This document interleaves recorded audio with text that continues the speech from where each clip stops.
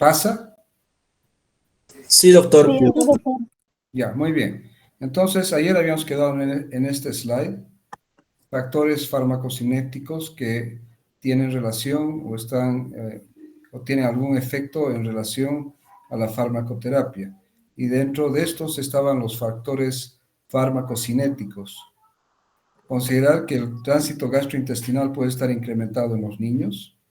La superficie de absorción relacionada con la superficie corporal es mayor en infantes y niños que en adultos. Y esto es muy importante porque al final, si ustedes toman este factor farmacocinética, los fármacos para poder ingresar al organismo deben ser absorbidos, ¿no es cierto? Este es un ejemplo típico de la vía oral. Cualquier fármaco que se administre por vía oral tiene que ser absorbido a nivel de la mucosa gástrica o a nivel de la mucosa intestinal. Entonces, la superficie de absorción en los infantes y niños es mayor que en los adultos. La excreción de enzimas pancreáticas es menor en recién nacidos, pero no ocurre un síndrome de mala absorción y no se observan efectos en la absorción de los fármacos. Aumenta el fenómeno del primer paso. Esto es fundamental, ya que al aumentar el fenómeno o el efecto del primer paso, va a tener directa influencia en la biodisponibilidad de aquellos fármacos que se administran por vía oral y que se absorben a nivel de la mucosa intestinal y que pasan al sistema portohepático, es decir, la circulación portohepática, donde van a sufrir un proceso metabólico de primer paso que puede afectar en mayor o menor grado la biodisponibilidad del fármaco. La capacidad hepática para metabolizar drogas es baja al nacer y el desarrollo de varias vías metabólicas es variable y puede ser influenciado por la exposición a drogas en el útero y en el periodo postnatal. ¿Ya? Entonces, tomar en cuenta este otro factor que es extremadamente importante, porque al final la mayor parte de las drogas sufren metabolismo hepático. Y al nacer, los sistemas metabólicos que tienen los niños a nivel de hígado no están maduros aún y por lo tanto la capacidad metabólica del hígado es menor. Por lo general, el metabolismo es diferente en los niños que al de los adultos, ¿ya? Y de esto tenemos un ejemplo de que el ácido glucurónico en relación a su metabolismo es bajo, o sea, su efecto metabólico es bajo, pero el metabolismo de segunda fase relacionado con el sulfato es normal. Y recién la conjugación con el ácido glucurónico alcanza niveles de adulto a los 3 años de edad. Entonces, fíjense que en muchos casos el proceso metabólico de los niños no es el mismo hasta los 3 años de edad. Recién va a alcanzar niveles del adulto a los 3 años de edad. La oxidación, que es un proceso metabólico de la primera fase, también está reducida en el neonato y en la infancia ya sobrepasa la capacidad de los adultos. Esto es un fenómeno de la primera fase metabólica que además incluye la reducción y la hidrólisis. Bien, entonces ahí habíamos quedado el día de ayer y ahora continuamos, ¿ya? Entonces continuamos con los factores farmacocinéticos renales en niños. Tomar en cuenta ya que a nivel renal, en los recién nacidos, la función renal está limitada debido a que los riñones son anatómica y funcionalmente inmaduros. Entonces, fíjense que en el recién nacido, en el neonato, tanto el hígado como los riñones están todavía inmaduros, son anatómica y funcionalmente inmaduros. El flujo sanguíneo renal es de 40 mililitros por minuto por kilogramo en recién nacidos, que corresponde al 16% del gasto cardíaco y alcanza valores normales al año de vida, alcanzando el 20 al 25% del gasto cardíaco, ¿ya? Entonces, el flujo renal es muy importante en relación a la eliminación de ciertos fármacos y también en relación a la excreción de otros fármacos, ¿no? En el recién nacido a término, la filtración glomerular es solo de 5 a 10 ml por minuto por metro cuadrado. Esta filtración glomerular se duplica a la semana de vida al disminuir ya la resistencia vascular renal, es decir, que mejora el flujo renal. Entonces, la cantidad de sangre que llega a los riñones es importante, obviamente, en los factores farmacocinéticos, con lo que había dicho, la excreción o eliminación de los fármacos por la vía renal. La función secretoria tubular está alterada al nacimiento y alcanza valores normales al año de vida. Entonces, fíjense que tanto hígado como riñones son funcionalmente inmaduros en los niños pequeños y va alcanzando su función normal en el transcurso del tiempo, que hemos dicho que en hígado puede ser hasta de 3 años y en los riñones hasta de 1 año. Bien, criterios de utilización de fármacos en niños. Considerar de que el 70% de los medicamentos que se le prescribe o se le receta a los niños tiene un beneficio dudoso. Es decir, existe mucha tendencia a sobremedicar a los niños, es decir, darles medicamentos cuando en realidad no necesitan medicamentos. Y esto a veces está en lo que habíamos dicho ayer, factores que influyen en la medicación, factores, por ejemplo, familiares. La mamá que presiona de cierta manera al médico a que el médico recete un fármaco que de repente no estaba indicado o el fármaco no va a dar un beneficio real y va a ser más un beneficio dudoso, ¿ya? Entonces, 70% de los medicamentos tienen beneficio dudoso en los niños. La elección del fármaco debe ser basada en su eficacia, en su seguridad, y aquí hacemos un cambio, ¿no?, en relación a lo que habíamos dicho ayer, en relación a la selección de los fármacos, que se debía realizar en base a su eficacia, a su seguridad, a su conveniencia y a su costo. Aquí en los niños, obviamente que sí se debe considerar, o si es mayor que el riesgo, entonces se utiliza el fármaco. Pero si el riesgo es mayor que el beneficio, entonces es preferible buscar otras alternativas terapéuticas que sean beneficiosas para el paciente pedido. Se debe evitar el uso de antibióticos en procesos virales. Esto es un factor que no solamente afecta a los niños, sino también afecta a los adultos, es decir, el uso indiscriminado de antibióticos, el uso de antibióticos en procesos virales respiratorios, es decir, resfriados y gripes. La famosa instrucción de hazte pinchar, ¿no es cierto? Ah, estás con gripe, hazte pinchar. ¿Y con qué es la pinchada? ¿No es cierto? Con un antibiótico, que es la penicilina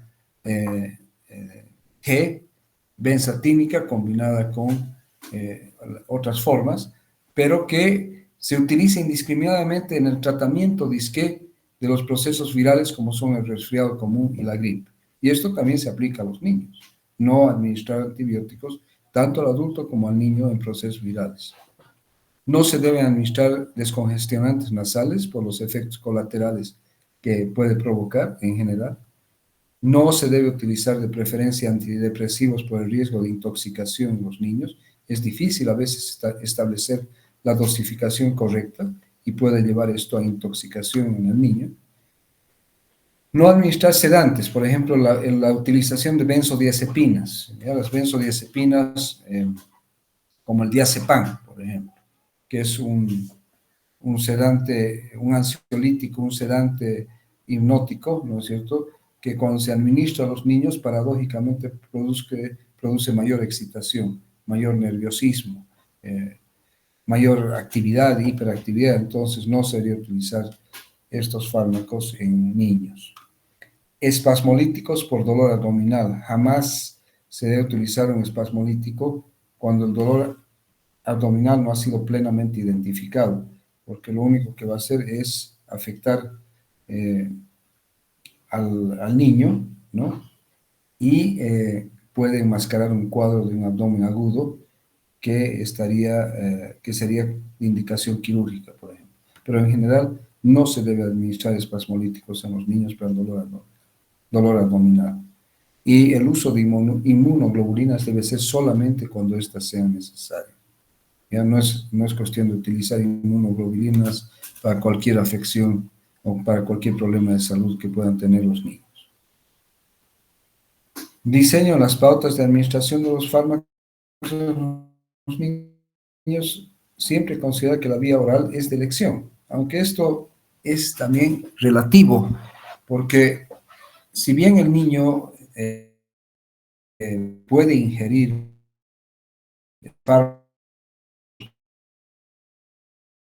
de gotas, de líquidos, de suspensiones, de jarabes, ¿no? Entonces, muchas veces por la forma farmacéutica o por el sabor del medicamento, no es muy bien aceptada por el niño, y cuando se le administra un fármaco por esta vía, lo escupe o vomita o le produce náuseas. Entonces, es la de elección, pero no es, digamos, la más aceptada, especialmente en los niños más pequeños. La vía inhalatoria es una buena vía de administración, más que todo indicada en afecciones respiratorias, ¿no? Por ejemplo, en el asma bronquial, la vía inhalatoria es la más indicada tanto en el paciente pediátrico como también en el paciente adulto. La vía intramuscular es poco utilizada porque la vía intramuscular en general es dolorosa. Si nosotros nos aplicamos una vacuna siendo adultos intramuscularmente, nos va a doler. Y por lo tanto, la vía intramuscular en el niño también es extremadamente dolorosa. Además del factor cultural y social que al niño se lo asusta todo el tiempo, no hagas esto porque te voy a hacer pinchar. Entonces el niño ya prácticamente desde que nace tiene un temor absoluto a la pinchada y por lo tanto a la vía intramuscular fundamentalmente.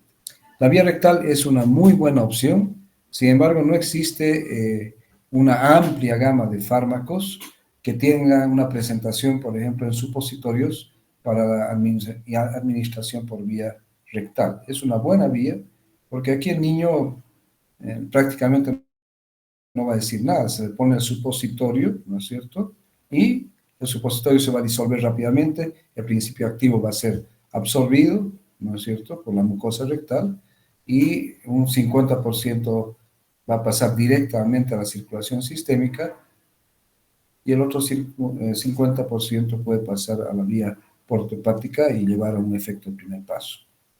Y la vía endovenosa es una excelente vía ya para niños, porque una vez que se le ha aplicado o se le ha colocado la aguja, ¿no es cierto? Entonces el niño ya no va a tener comodidad. Esto solamente se puede utilizar en pacientes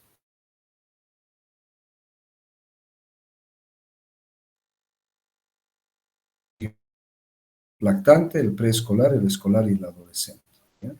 Entonces, lactante generalmente se administran soluciones, jarabes y suspensiones, ¿no es cierto? Pero también se pueden administrar gotas, que también es otra forma adecuada para administrar los fármacos, y obviamente lo que habíamos mencionado, los supositorios. Ya en la edad preescolar, seguimos con la solución, suspensión, jarabe. Podemos incluir ya los granulados, ¿no?, en polvo, granulados.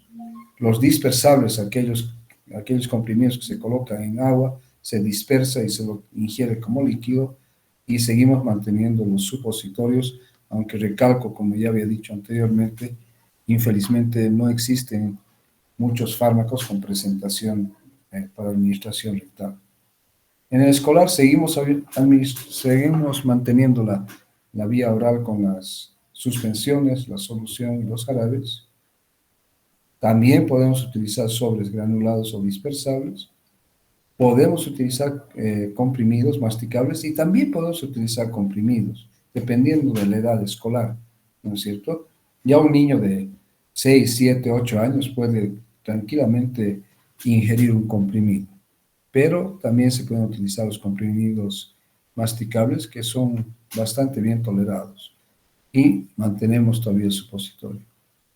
Y en el adolescente, ¿no es cierto?, ya no utilizamos suspensión, solución y jarabe, sí sobres de fármacos, comprimidos, obviamente, las grajeas, las cápsulas, como en cualquier adulto, y mantenemos el supositorio. Entonces, fíjense que estas son las vías más utilizadas y las presentaciones farmacológicas de los fármacos que son más utilizadas de acuerdo a la edad, ¿ya? Entonces, la niñez en nuestro país termina a los 15 años, ¿no es cierto?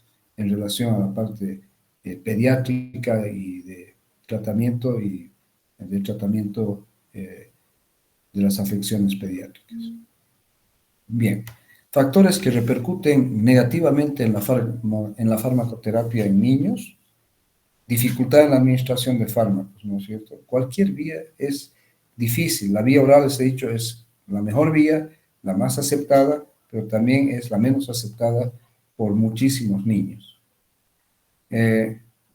Otro factor es que dependemos en familiares, mamá, papá, para su administración y cumplimiento del tratamiento, ¿no es cierto? A veces la mamá y el papá ponen al niño en situación de víctima, ¿no? Ay, pobrecito mi hijito, pobrecita mi hijita, tiene que tomar este remedio, no le gusta, lo escupe, lo vomita. Entonces esto afecta a uno la administración y otro el cumplimiento. Solo el 50% del tratamiento indicado para niños cumple las órdenes médicas. Y obviamente que aquí entra el factor familiar, es decir, papá o mamá, ¿no es cierto? Entonces, solo el 50% cumple las órdenes médicas. La aparición de reacciones adversas influye en el cumplimiento, ¿no es cierto? El niño presenta cualquier reacción adversa que podría presentarse, aunque sea de una reacción adversa leve, va a ser de que no se cumpla el tratamiento. El tamaño, el color y el sabor de los medicamentos dificulta su uso. Y creo que esto es el principal problema, el sabor de los medicamentos, especialmente los medicamentos líquidos, como son las suspensiones, los jarabes, las soluciones, ¿no es cierto? Aunque los laboratorios tratan de que estos fármacos en sus presentaciones líquidas tengan un color bonito y un sabor agradable, no siempre es así. Entonces, esto influye mucho. La presión social, lo que yo les decía, la familia, las amistades afectan a la farmacoterapia, ¿no es cierto? Y esto es un factor que también incide en el médico mismo, en su prescripción farmacológica en niños. Los esquemas de dosificación a veces son complejos y difíciles de cumplir. Ya les decía que el esquema de dosificación pertenece al médico, es el médico que establece el esquema de dosificación. Y el médico no debe dejar a decisión de la familia, del padre o de la madre, ¿no es cierto?, el horario de administración de los medicamentos. Obviamente que el médico debe considerar utilizar horarios cómodos.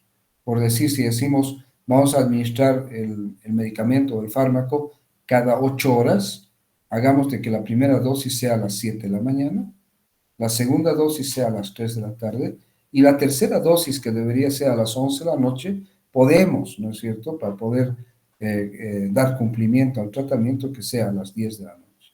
Lo ideal sería decirle a la mamá, si su hijito está durmiendo, despiértelo para administrarle el medicamento o el fármaco, ¿no es cierto? Pero en esto el horario de administración de las dosis, ¿no es cierto?, debe ser establecido por el médico, ¿no es cierto? Al igual que la dosificación propiamente dicha, es decir, la concentración, la cantidad del fármaco que va a ser administrado al niño. ¿Cuáles son algunos errores de medicación en pediatría? Las fuentes de error más frecuentes que se producen son los errores de dosificación. Y aquí viene mal cálculo de la dosis, error en la transcripción, es decir, nunca utilizar en la prescripción farmacológica decimales, error en las dosis de niños obesos o adolescentes. No es lo mismo un niño obeso que un niño que no es obeso, porque esto puede llevar a, multiplicando los kilogramos, ¿no es cierto?, por la concentración, puede dar lugar a sobrepasarse las dosis máximas y llevar a dosis tóxicas. Error en la frecuencia, que ya habíamos dicho hace un rato, ¿ya? La frecuencia de dosificación en los niños no necesariamente va a ser igual que en el adulto. Entonces, en los niños, a veces es mejor administración de una vez al día, ¿no es cierto?, o por lo menos 2 veces al día. Eso facilita el tratamiento. Y la dosificación con cuentagotas y cucharas es poco preciso, ¿ya? Porque uno dice, usted le va a dar 10 gotas o el médico tiene que calcular el número de gotas en función al peso del niño. Y eso puede llevar entonces a errores en la farmacoterapia. Bien, el riesgo de intoxicación en niños. ¿Ya? Los niños expuestos a intoxicación medicamentosa es de alrededor del 30%. Ahora, hay que tomar en cuenta que la intoxicación medicamentosa o farmacológica en niños a veces es accidental, ¿no es cierto? Entonces, cuando hablamos del 30%, también debemos incluir la intoxicación accidental, en la cual el niño encuentra un frasco con un líquido rojito o rosado, que es dulce, de buen sabor, y se toma todo el frasco. Entonces eso puede llevar a una intoxicación accidental. Y el otro es que la intoxicación propiamente dicha, medicamentosa, por, digamos, sobrepasar la dosis terapéutica y llegar a una dosis tóxica, ¿no? No se olviden que los efectos tóxicos se presentan a dosis altas. Los efectos adversos o secundarios se presentan a dosis terapéuticas. En todo lo que habíamos mencionado, el médico no ha calculado bien la dosis y llega a una dosis alta, ¿no es cierto? Bien, la toxicidad más importante en niños es dada por antidepresivos, que hemos dicho que no debería utilizarse, por antihistamínicos, que a veces inadvertidamente están en ciertos productos, como por ejemplo los antigripales, las benzodiazepinas, ¿no? Que hemos dicho que además pueden producir un efecto paradójico de excitación en los niños, y los hipoglicemiantes. Entonces, estos son grupos farmacológicos que pueden llevar a intoxicación y que son importantes como fármacos que producen intoxicación en niños. No utilizar tetraciclina ni cloranfenicol en niños, ¿ya? Uno, porque puede afectar el esmalte de los dientes de tipo irreversible, y el cloranfenicol, que en niños pequeños puede provocar el síndrome del niño gris o llevar a alteraciones hematológicas en relación a aplasia medular y otros factores. No utilizar en lo posible atropina y sus derivados, porque la atropina en los niños puede desencadenar un cuadro que se conoce con el nombre de hipertermia atropínica o fiebre atropínica, que a veces puede ser irreversible. Entonces, no estoy diciendo que con esto no se usa la atropina, sí se usa, pero hay que utilizarla con una indicación precisa, a una dosis precisa, no sobredosificar, ¿ya? Entonces, la atropina en general debe manejarse con un razonamiento terapéutico muy claro y muy preciso. El riesgo de utilización, por ejemplo, de quinolonas, de fluorquinolonas, porque los estudios realizados en animales han mostrado que afectan el cartílago de crecimiento. Entonces, pero esto es discutible. Ahí entra lo que decíamos hace un rato, ¿no? Eficacia, seguridad y establecer el riesgo-beneficio, ¿no es cierto? Es decir, si el beneficio utilizando las quinolonas es mayor al riesgo de afectar el cartílago de crecimiento, entonces sí se debe utilizar, por ejemplo, en infecciones donde es absolutamente necesario utilizar quinolonas. Además de, como les digo, la mayor parte de los estudios realizados en relación al problema con el cartílago de crecimiento en los niños, es decir, que afecta el cartílago, ha sido realizado en animales. Entonces, sí se utilizan en niños, pero también nuevamente con un criterio, con un razonamiento farmacológico con mucho criterio y tomando en cuenta el riesgo-beneficio.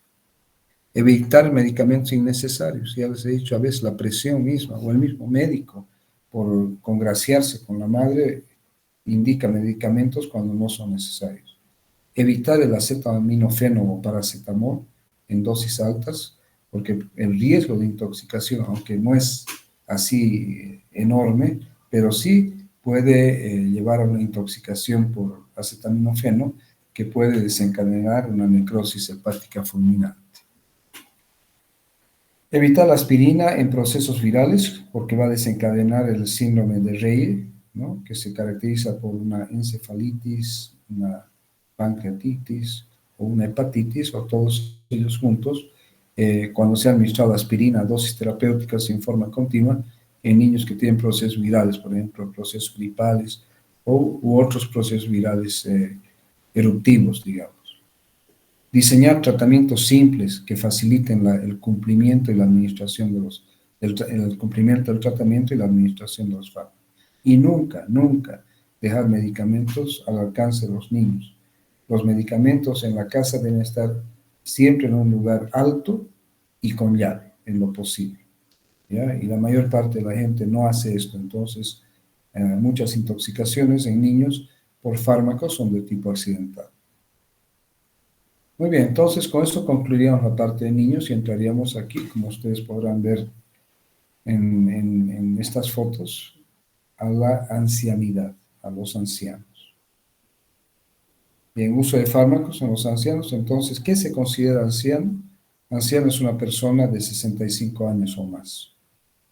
La expectativa de vida en Bolivia es alrededor de 65 años en promedio, ¿ya? Sin embargo, esto tiene variaciones en las ciudades importantes.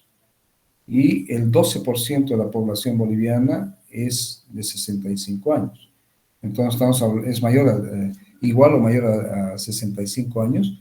Estamos hablando de por lo menos 1.200.000 personas en Bolivia son mayores a los 65 años. Entonces, es bastante gente y por lo tanto las implicaciones terapéuticas y farmacológicas o de cualquier tipo es importante porque tenemos que tomar en cuenta 1.200.000 personas aproximadamente. Bien, factores que predisponen al bajo cumplimiento del tratamiento en ancianos. Uno, la edad avanzada, ¿no es cierto? Su capacidad mental, su capacidad física puede estar afectada, ¿no? Y esto hace de que el cumplimiento no sea como si fuese una persona que está, como decimos, en sus 5 sentidos o en buenas condiciones físicas. La falta de apoyo familiar. Muchas veces los ancianos viven solos, ¿ya? Parejas de ancianos que viven solos o a veces un solo de ellos vive y por lo tanto no hay un apoyo y el anciano tiene sus propias limitaciones. El bajo nivel cultural. Esto, el bajo nivel cultural, se aplica no solo a ancianos, no solo a ancianos, sino a cualquier segmento, ¿no?, de la población que afecta obviamente el cumplimiento del tratamiento. La demencia, ¿no es cierto? La demencia es más común, obviamente, después de cierta edad, pacientes de 80 años, ¿no? 85 años, o algunos mucho antes, ¿no? La polimedicación, no se olviden que la ancianidad es la etapa de los ayes. Ay, me duele. Ay, me duele, ¿no es cierto? Entonces, muchas veces los pacientes no tienen un solo problema de salud, sino varios problemas de salud, ¿no? Pueden ser hipertensos, pueden tener insuficiencia cardíaca, pueden tener artrosis, ¿no? Entonces, los pacientes ancianos son más propensos a estar utilizando medicación que los pacientes que no son ancianos.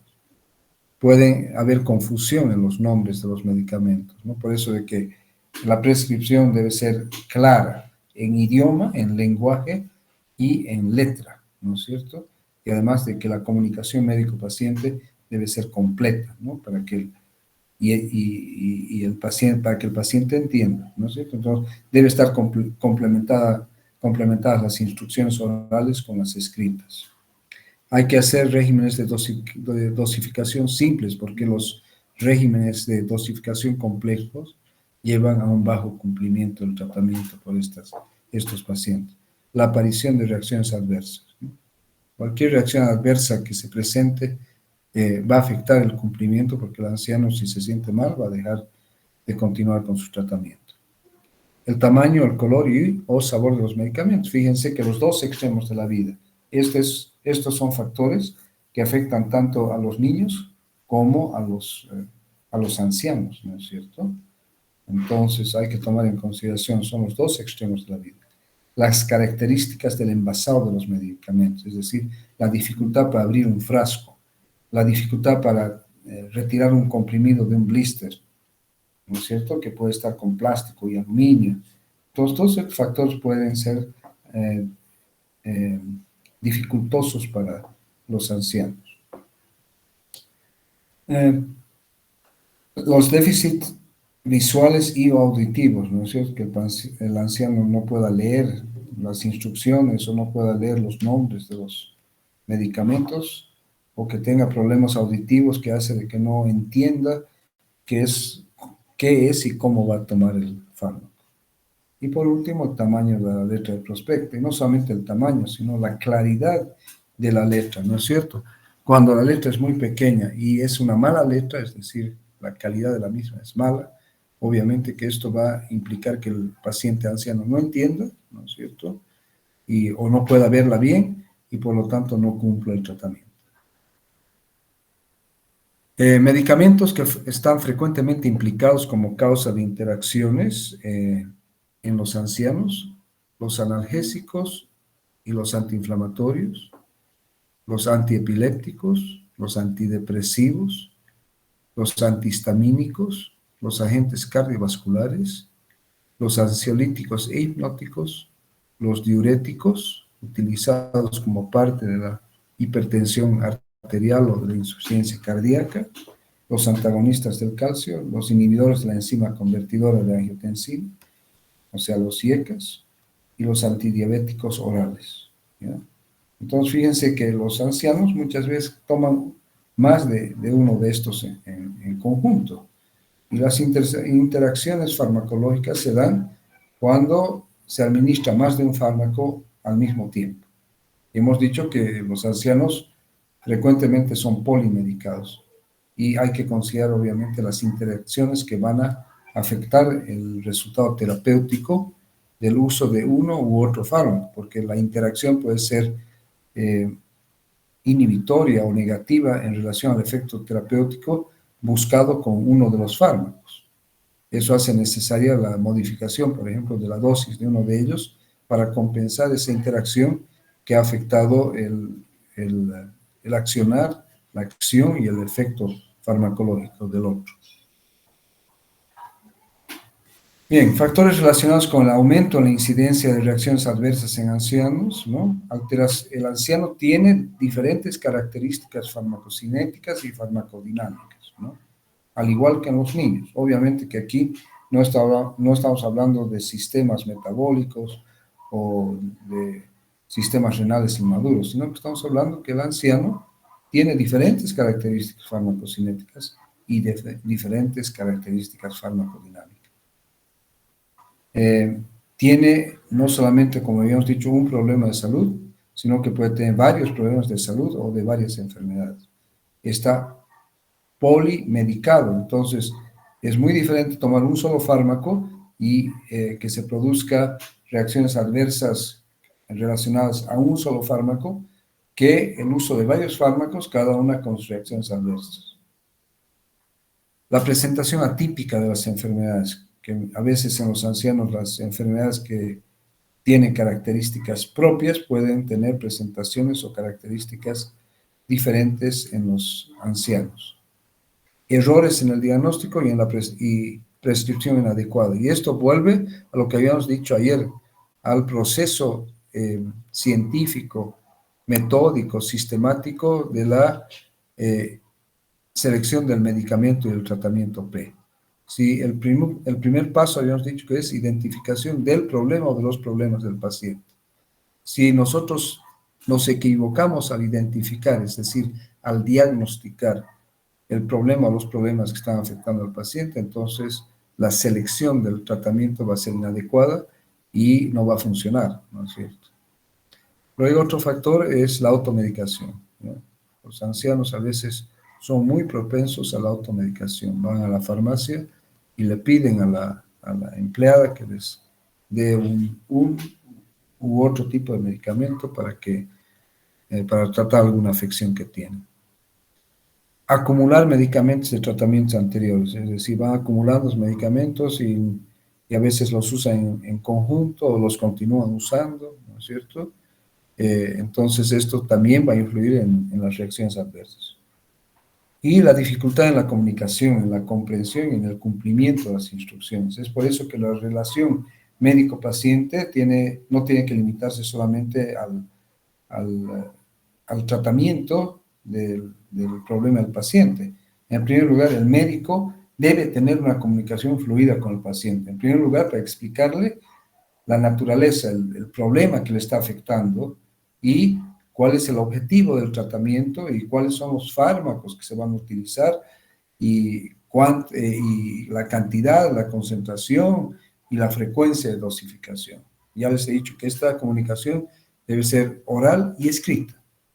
Y no hacer de que el paciente cuando sale del consultorio diga, ¿qué me ha dicho?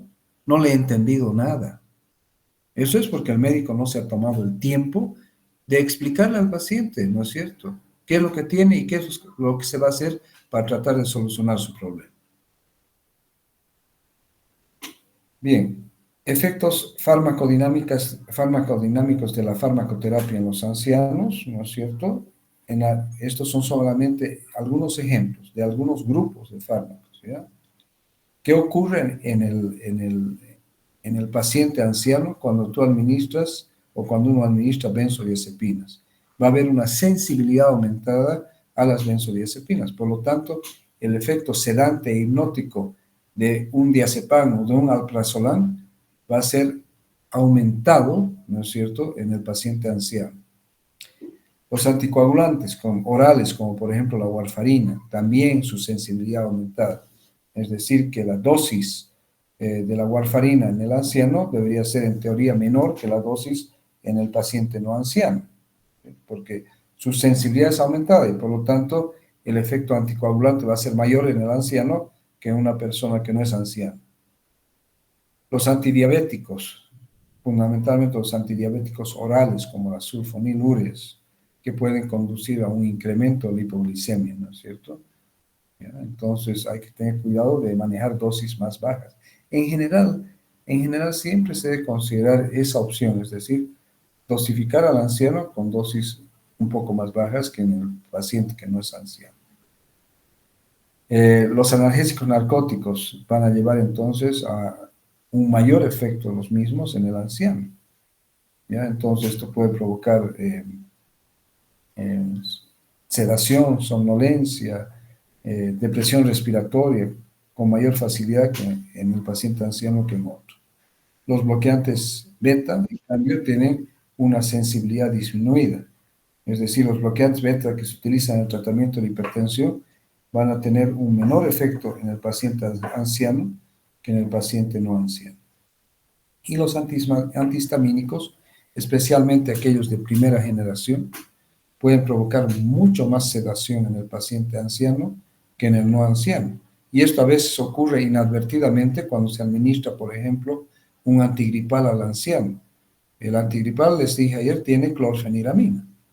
Y la clorfeniramina es un antihistamínico de primera generación, cuyos efectos secundarios son la sedación. Entonces, en el anciano puede ocurrir mayor sedación que en el paciente no anciano. También en relación a la sensibilidad de los sistemas orgánicos alterados, en el anciano puede ocurrir más fácilmente una deplexión de neurotransmisores a nivel del sistema nervioso. Hay enfermedades que pueden afectar, ¿no es cierto?, la sensibilidad de los sistemas orgánicos. Hay cambios fisiológicos propios de la edad y a veces el estado nutricional de los ancianos no es el más adecuado, ¿no es cierto? Entonces tienen una mala nutrición que también afecta la farmacocinética de los fármacos. Bien, enfermedades que afectan la farmacocinética en los ancianos. A este lado tenemos en esta columna las enfermedades y al otro lado la alteración que produce. Entonces, enfermedades, úlcera péptica, estenosis pilórica, las vagotomías cuando se hacen, no se hacen con tanta frecuencia, la gastroparesia diabética, los síndromes de mala absorción, las resecciones gastrointestinales y la acloridria van a producir alteración sobre la absorción de los fármacos, ¿de acuerdo? Nuevamente, obviamente que aquí hay que tomar en cuenta dónde se va a absorber el fármaco, ¿no? Si es a nivel del estómago o si es a nivel del intestino, por ejemplo, cuando se utiliza la vía oral. La insuficiencia cardíaca, la hipoalbuminemia, la insuficiencia hepática o insuficiencia renal, Y las amputaciones por disminución de la masa muscular van a afectar la distribución. No se olviden que el cuerpo humano tiene una gran masa muscular, ¿no es cierto? Y por lo tanto, el volumen de masa muscular tiene mucha relación con la distribución de los fármacos a nivel corporal. Entonces, las amputaciones afectan la distribución, pero también la insuficiencia cardíaca, la hipoalbuminemia, la insuficiencia hepática o renal y otros factores. Las hepatitis, la insuficiencia hepática, la insuficiencia cardíaca afectan el metabolismo de los fármacos. Y las nefropatías, es decir, las insuficiencias renales, van a afectar obviamente la excreción renal. ¿De acuerdo? La insuficiencia hepática va a afectar el metabolismo, ¿no es cierto? La insuficiencia, que también obviamente tendría incidencia directa con la eliminación de los fármacos. Si los sistemas metabólicos hepáticos de eliminación de los fármacos están alterados por un mal funcionamiento hepático, entonces obviamente que eso puede llevar a un fenómeno de acumulación del fármaco y de efectos más intensos. Y por otro lado, las nefropatías, que son las que están afectando la excreción renal. Condiciones psiquiátricas, ¿no?, que pueden alterar la farmacoterapia. Hay que tomar en cuenta puntos de atención farmacoterapéuticos como drogas que pueden causar insomnio. En estos están los psicoterapéuticas y los simpático-miméticos, ¿no es cierto? El paciente anciano de por sí tiene dificultad para conciliar el sueño y para dormir. Entonces, si tú vas a administrar ciertos fármacos como psicoterapéuticos o simpático-miméticos, el simple mate de coca, ¿no es cierto?, puede llevar a insomnio. Drogas que pueden precipitar delirio y depresión, el alcohol, los psicoterapéuticos y los antiparkinsonianos. Entonces, eso hay que tomar en cuenta. Precaución de usar en ancianos depresores del sistema nervioso central, ¿ya? Es decir, la utilización, por ejemplo, de analgésicos opioides o de hipnóticos sedantes como las benzodiazepinas, ¿no es cierto? Y drogas que pueden ocasionar incontinencia, como son los diuréticos, los psicoactivos, los relajantes musculares y los beta bloqueantes. ¿Ya? Aquellos que pueden producir retención urinaria, como los anticolinérgicos. Y aquellos que pueden provocar disfunción sexual, como antihipertensivos y agentes psicoterapéuticos, fundamentalmente los beta bloqueantes, que pueden provocar disfunción sexual. Aunque ustedes dirán, bueno, pero ya es anciano y no tiene actividad sexual. Eso no necesariamente es verdad, ¿no es cierto? Ya la vida íntima de las personas y de los grupos etarios son íntimas, como uno dice, y el anciano puede tener una vida sexual plena, ¿no es cierto? Entonces, un fármaco, pero obviamente con sus alteraciones ya propias de la edad en relación a la función sexual. Entonces, si tú le das un fármaco que afecte más, entonces eso va a afectar en mayor grado al paciente. Algunas drogas, hay que considerar que algunas drogas pueden empeorar la condición existente, ¿ya? Por ejemplo, agentes que ocasionan constipación, el uso de atropínicos o derivados atropínicos, ¿no es cierto?, que pueden ocasionar constipación. Precaución con agentes que se asocian con lesión esofágica, los AINES, ¿no es cierto?, por sus efectos gastrolesivos,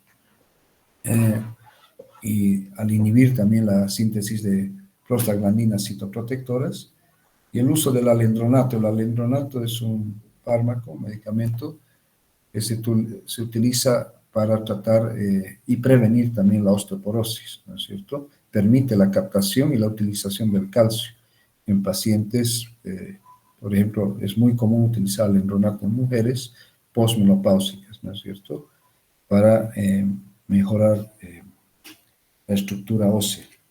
Entonces, pero el alendronato tiene un gran problema, que si uno lo toma y no se queda en posición sentada o parada durante por lo menos una hora, el solo hecho de inclinar el tronco a nivel de la cintura puede ser que el alendronato produzca una lesión a nivel del esófago.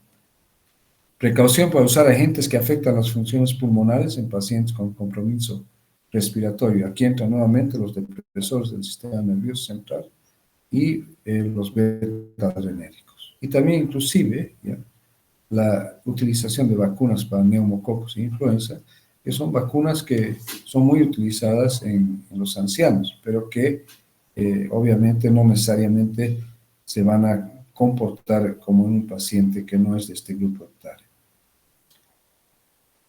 Bien, funciones fisiológicas entonces alteradas en ancianos, la absorción, ¿ya? ¿Qué ocurre en el anciano? Aumenta el pH gástrico, es decir, que pasa de un pH ácido a un pH más alcalino, se retrasa el vaciamiento gástrico, disminuye la motilidad gástrica intestinal, disminuye el flujo sanguíneo intestinal, disminuye la absorción de hierro, de calcio y de vitaminas, disminuye la absorción por estenosis pilórica, por enteritis, por síndrome de mala absorción, por gastrectomía y iatrogénicamente, por ejemplo, con el uso de antiácidos, ¿no es cierto? Y disminuye el fenómeno de primer paso. Y si disminuye el fenómeno de primer paso, en el caso de muchos fármacos, va a aumentar la biodisponibilidad de estos. En relación a la distribución, disminuye el agua y la masa muscular. Y no se olviden lo que yo les dije ayer y que lo que les han dicho en anteriores clases.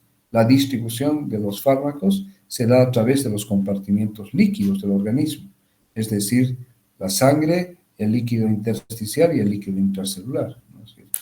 Entonces disminuye el agua y la masa muscular. Eso afecta la distribución de los fármacos. Aumentan las grasas. Se altera el volumen de distribución. Disminuye la concentración de albúmina plasmática, lo que hace de que la unión de fármacos a las proteínas plasmáticas como la albúmina esté afectada.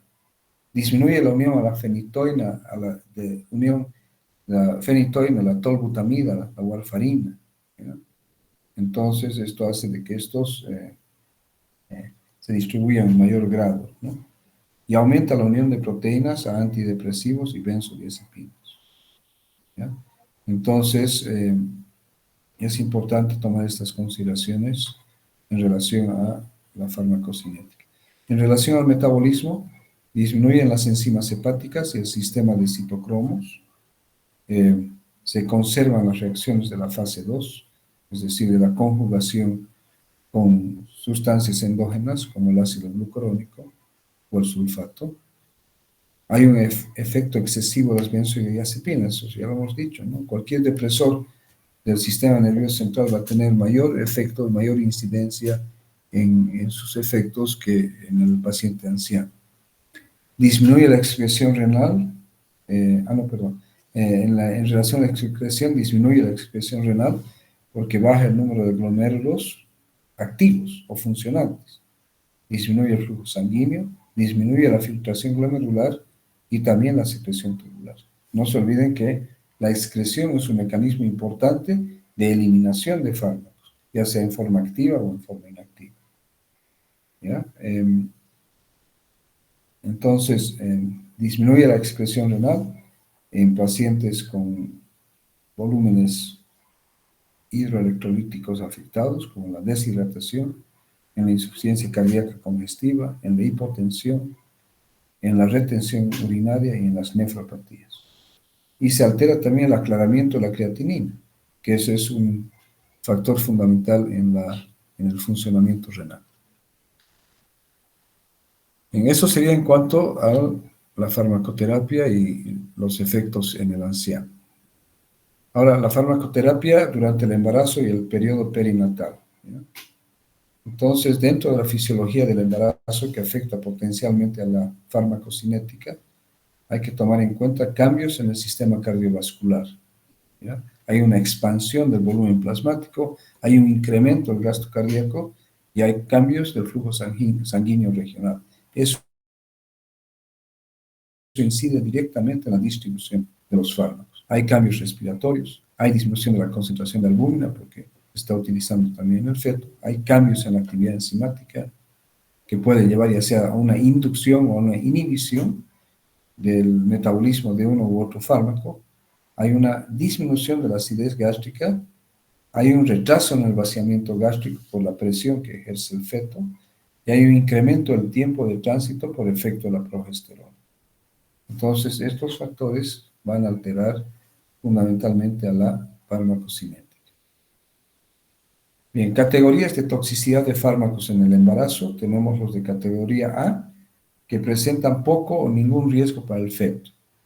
Los de categoría B, que ha sido probado en animales en reproducción y no ha mostrado un aumento de riesgo para el feto.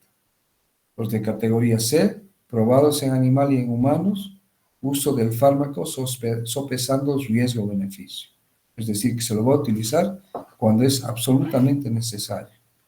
Los de categoría D son aquellos que sí existe riesgo para el feto, y los de categoría X son aquellos que son absolutamente teratógenos y tóxicos, y ahí hay que necesariamente investigar el riesgo para el feto y la madre, y no se los debería utilizar, ¿ya? Entonces, los de categoría A se pueden utilizar, los de categoría B también, pero ya los de categoría C hay que sopesar riesgo-beneficio. Los de la categoría D existe riesgo para el feto, por lo tanto no deberían utilizarse. Y por último, los de categoría X, que son necesariamente, o que son teratógenos y tóxicos, por lo tanto no deberían utilizarse. La teratogenia, es decir, las malformaciones, ¿no? que son inducidas por los fármacos, dependen del medicamento y del momento que se produce la exposición al teratogénico, ¿no es cierto? Antes de la tercera semana daña al embrión y generalmente lleva a un aborto espontáneo. Pero aquellos después de la octava semana, ¿no es cierto?, va a afectar el crecimiento y maduración de los órganos, y va a llevar no solamente órganos, sino pueden ser de miembros u otros segmentos corporales. Entonces, aquí hay que tomar mucho cuidado. En teoría, la madre, después de la octava semana, debería tener muchísimo cuidado en cualquier fármaco que deba tomar, y solamente de tomarlos bajo supervisión médica y bajo instrucción médica.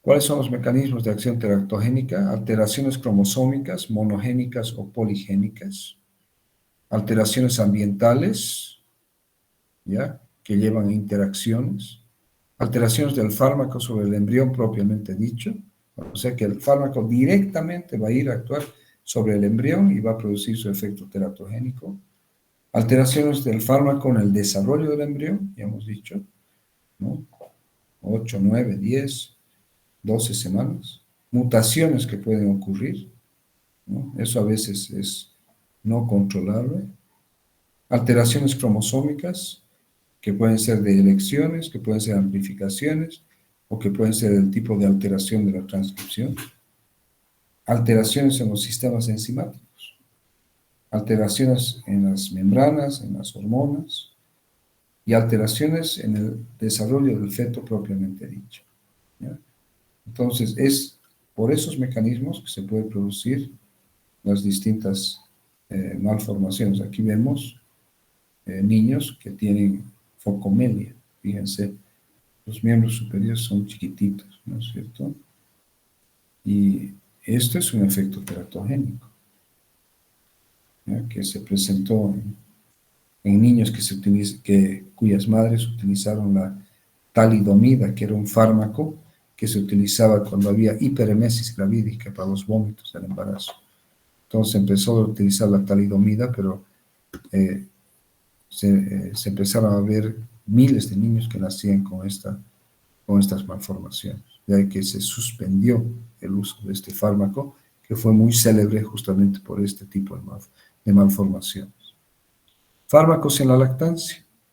Vamos a extendernos hasta las 9:15, por favor, ¿ya?, porque me he atrasado un poquito, entonces les pido tolerancia, un poco más de tolerancia. Drogas en la leche materna, ¿ya? Drogas libres se van a transferir dentro de la leche, ¿ya? Las concentraciones son usualmente menores a las concentraciones séricas, pero igual se las encuentra en la leche. Y el intercambio es bidireccional, es de un sentido al otro, ¿ya? Entonces hay que tomar en cuenta de que muchos fármacos pasan en forma inadvertida, obviamente, a la leche materna. Dentro de esto tenemos una categoría de riesgo de los fármacos durante la lactancia. Y ahí consideramos que los más seguros son los que están en la categoría L1. No hay riesgo para el lactante, entonces se puede utilizar libremente en la madre durante el periodo de lactancia. Los L2 son seguros, pero no tan seguros como los L1, porque no hay un riesgo demostrado. Los L3 son moderadamente seguros. Hay un riesgo observado, pero este riesgo observado es mínimo. Sin embargo, existe el riesgo. Entonces, estos obviamente, estos fármacos que corresponden a la categoría L3 deben utilizarse con estricta observancia, estricta indicación médica, ¿no es cierto? Y tomar en cuenta de que puede producir algún efecto, pero es mínimo. Los L4 ya son potencialmente peligrosos, es decir, riesgo con efectos secundarios para el lactante, pero aceptables y para la madre es imprescindible, ¿está entendiendo? Es necesario utilizarlo en la madre a pesar de que pueden producirse algunos efectos secundarios en el niño, en el lactante, ¿ya? Pero es importante para el tratamiento de la madre. Y los L5 son los medicamentos contraindicados, es decir, que el riesgo para el lactante es importante y por lo tanto la madre no debe utilizar el medicamento o no debe amamantar al bebé. Sencillo, debe pasar de la lactancia materna, ¿no?, a la lactancia artificial mediante el uso de leches, ¿no? Entonces tomen en cuenta, estas son las categorías, ¿ya? Y fíjense qué complicada es la farmacología, ¿no es cierto? Porque obviamente que esto depende mucho de las especialidades, ¿no? Pero siempre uno debe tener conocimiento, por lo menos ir adquiriendo conocimientos para tomar en cuenta estos factores, ¿no es cierto? Factores que van a afectar al lactante cuando se administran fármacos a la madre.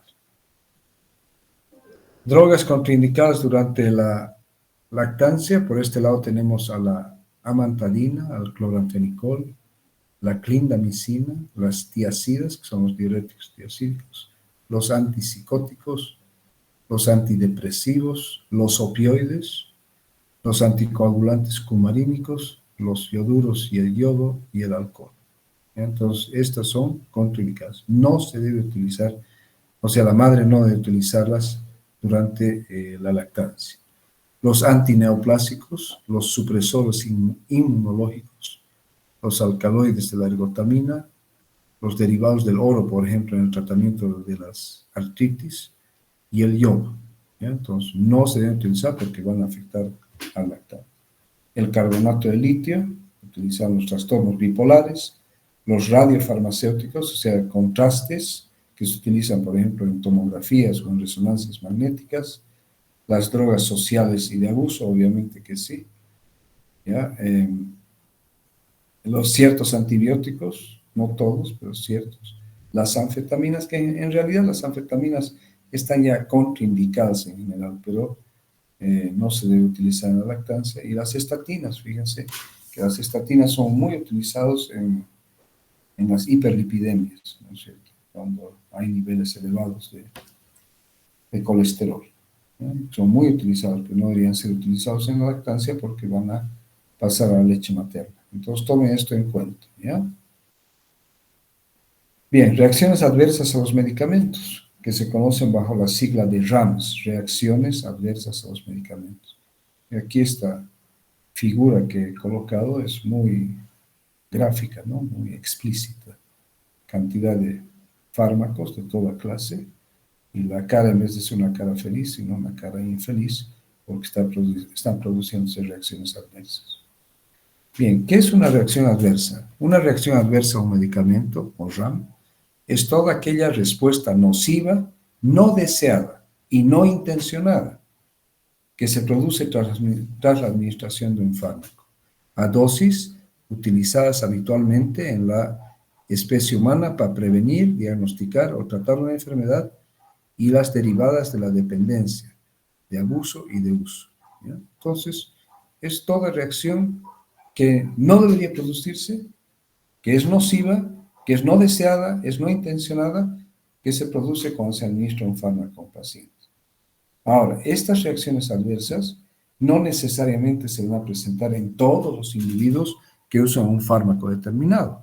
En algunos, por las características individuales propias, se pueden producir y en otros no. Entonces, pero sí pueden ocurrir estas reacciones adversas. ¿De acuerdo? Bien. Una reacción adversa a un fármaco o un efecto adverso es un término muy amplio que se utiliza para referirse a los efectos no deseados de un fármaco que provocan malestar o que pueden resultar peligrosos.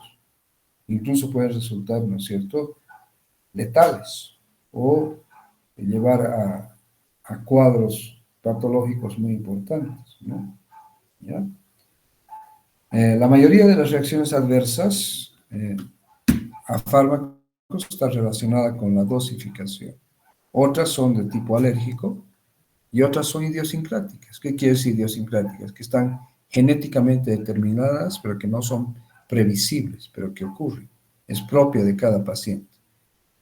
Y tenemos las relacionadas con la dosificación, que suelen ser predecibles. A mayor dosis se va a producir tal efecto adverso. Por el contrario, las que no lo están son difíciles de predecir. Ahí están las idiosincráticas.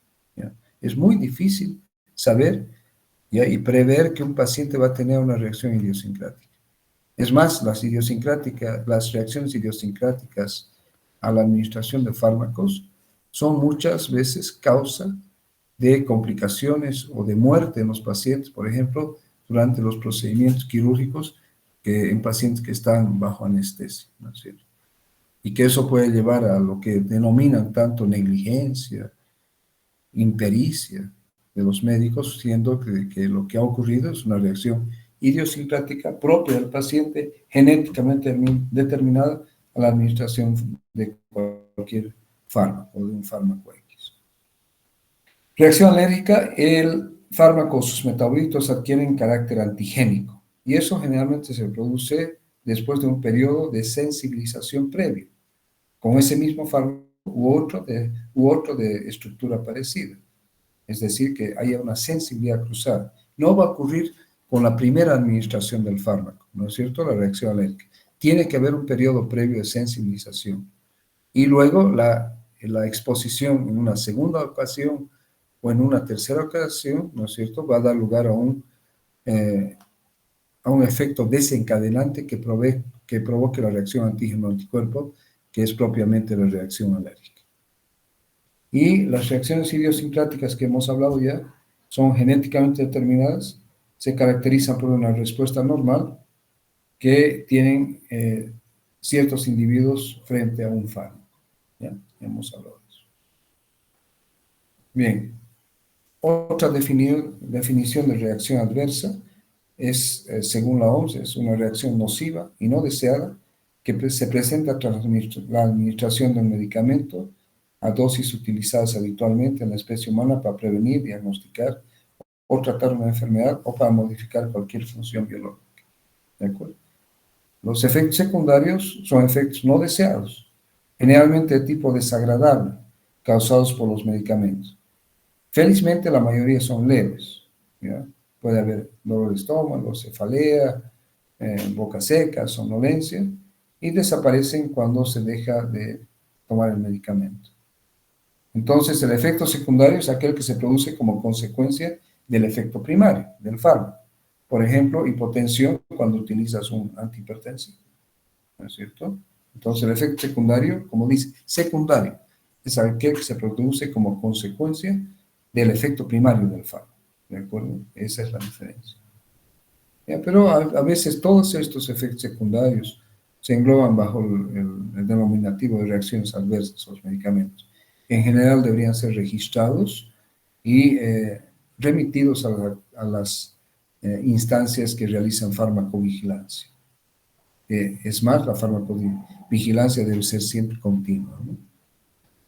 Efectos colaterales: cualquier efecto no intencionado de un producto farmacéutico que se produzca con dosis normales utilizadas en el hombre y que esté relacionado con las propiedades farmacológicas del medicamento, ¿no?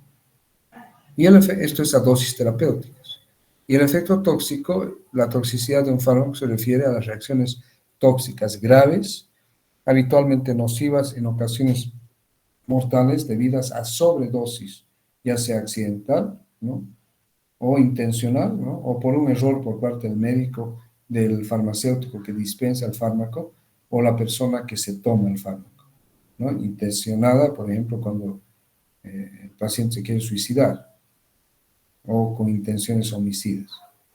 ¿Ya? Este efecto tóxico se da a dosis elevadas, pero el efecto colateral, el efecto secundario se da a dosis terapéuticas, ¿de acuerdo? Son todas reacciones adversas a los medicamentos, por eso que es mejor englobarlas como RAM. Bien, ¿cuál sería la reacción adversa seria? Sería aquella que resulte en la muerte, que ponga en riesgo la vida, que requiera hospitalización, que prolongue la hospitalización, que cause incapacidad temporal o permanente, que lleve a anomalías congénitas o que requiera de intervención para prevenir el daño permanente. ¿Ya? Entonces, sí. ¿Ya? Por ejemplo, el síndrome de Stevens-Johnson, cuando se utilizan ciertos antibióticos, por decirte, amoxicilina en ciertos pacientes, ¿no? ¿Ya? Entonces, las reacciones de los medicamentos, la mayor parte, gracias a Dios, hemos dicho que son leves, pero puede haber reacciones severas o graves a los medicamentos. Nuevamente una clasificación, el tipo de reacciones adversas, tipo A, relacionadas con las dosis, generalmente aumentadas debido a patologías hepáticas o renales que obviamente afecten la biodisponibilidad, la eliminación o la excreción de los fármacos. Las de tipo B no están relacionadas con las dosis, son bizarras, es decir, raras, son idiosincráticas, hemos dicho que no se pueden prever, o alergias por variaciones farmacogenéticas del propio paciente. ¿Ya? Estas son las raras, las de tipo B, las idiosincrasias. Las de tipo C por administración prolongada, es decir, el uso prolongado de medicamentos va a llevar a reacciones adversas que se tornan en crónicas y que necesariamente van a llevar a cambios adaptativos o a un efecto de rebote. ¿Ya? Es decir, tú retiras el medicamento, por ejemplo, el antihipertensivo, y te lleva a una crisis hipertensiva, ¿de acuerdo? O el efecto de rebote que se produce con los corticosteroides. Cuando se administra corticosteroides por tiempos prolongados, el retiro del mismo debe hacerse lentamente para que no produzca un efecto de rebote debido a la supresión del eje hipotálamo suprarrenal que ocurre. Las de tipo D son diferidas, o sea, la aparición de cánceres mucho tiempo después de que se ha dejado de utilizar. Generalmente, obviamente, están relacionadas a fármacos que se han utilizado por mucho tiempo, o alteraciones de la fertilidad, o efectos teratogénicos durante el embarazo. Aquellas de tipo E que se producen cuando se termina el tratamiento, y las de tipo F por agentes ajenos al principio activo. Entonces, estos son los tipos de reacciones adversas que se pueden producir. Bien, en relación a este cuadrito es muy interesante porque aquí toma los tipos de reacciones adversas, ¿ya? Entonces, si tenemos reacciones adversas no idiosincráticas y idiosincráticas, ¿ya? Entonces, las reacciones adversas que no están relacionadas a la idiosincrasia estarían como A, y las reacciones idiosincráticas estarían como B. Entonces, las reacciones adversas en las que no están relacionadas con la idiosincrasia, están en la columna A, ¿son predecibles? Sí. Las idiosincráticas no son predecibles. En las reacciones adversas comunes, si quieren, el mecanismo es conocido, en las idiosincráticas es desconocido. Las reacciones adversas normales, si quieren, entre comillas, están a veces relacionadas con las dosis, sí, en cambio las idiosincráticas no. La incidencia de reacciones adversas comunes es elevada y las idiosincráticas son bajas. La mortalidad en las reacciones adversas habituales es baja, en cambio en las idiosincráticas es elevada. El tratamiento de las reacciones adversas de tipo A es ajuste de la dosis y en las de tipo B, retiro del fármaco. ¿Ya? ¿Entienden? Entonces, aquí ajuste de dosis, aquí retiro el fármaco. Aquí estamos hablando de dosis terapéuticas, ¿no es cierto? De la ventana terapéutica como tal. Bien, clasificación de las reacciones adversas a los fármacos. Entonces, otra clasificación que las divide en leves, moderadas, graves y mortales, ¿ya? Entonces, cuando la reacción adversa es leve, que hemos dicho que eso corresponde a la mayor parte de los fármacos, no es necesario ningún antídoto ni tratamiento y la hospitalización generalmente, si es que ocurre, es breve, ¿ya? En esto están los antihistamínicos de primera generación, otros depresores del sistema nervioso central, ¿no es cierto?, que pueden provocar solamente somnolencia, o el uso de opiáceos que puede llevar a constipación o estreñimiento. Las de tipo moderado es precisa una modificación del tratamiento, puede ser modificación de la dosis, adición de otro fármaco, pero la interrupción de la administración del fármaco no es imprescindible, ¿ya? Puede ser necesario prolongar la internación o instaurar un tratamiento específico. Y en esto están los anticonceptivos hormonales, las trombosis que pueden llevar a trombosis venosa, los medicamentos antiinflamatorios, no esteroideos que pueden llevar a hipertensión y edema, ¿ya? Las graves, la reacción adversa a fármacos pone en peligro la vida del paciente y exige interrumpir la administración del fármaco e instaurar un tratamiento específico. En eso están los inhibidores de la enzima convertidora de angiotensina, los IECAS, aquellas que pueden llevar a angiodema, dentro de estos IECAS, ¿no?, que pueden llevar a angiodema, las fenotiacinas, que pueden afectar el ritmo cardíaco y llevar a arritmias cardíacas. Y por último, las mortales. Es una reacción adversa a fármacos que puede contribuir directa o indirectamente a la muerte del paciente. Por ejemplo, el caso de una necrosis hepática fulminante por sobredosis de acetaminofeno que lleva a una insuficiencia hepática aguda. O el uso de anticoagulantes, ¿no es cierto?, manejados inadecuadamente y sin controles laboratoriales que pueden llevar a una hemorragia que puede matar al paciente.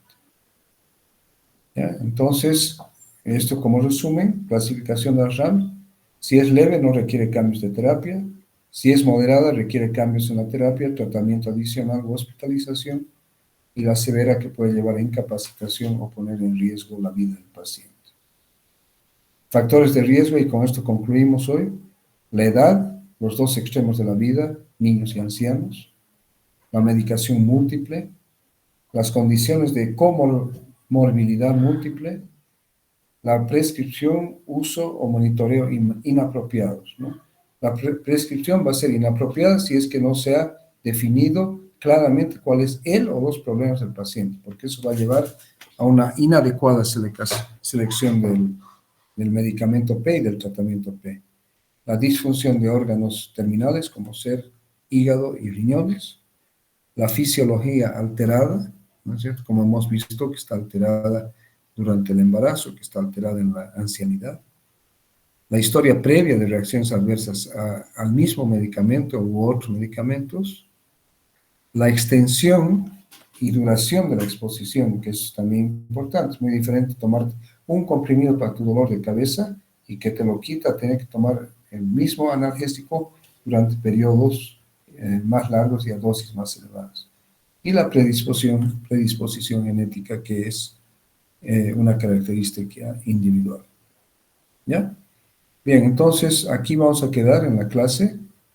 Mañana continuamos y concluimos la fase de este tema de la semana, y la siguiente semana ya seguimos con el siguiente tema. Bien, ¿hay alguna pregunta, alguna observación, o todo ha estado claro? ¿Alguna observación o todo está claro? ¿Qué me dice?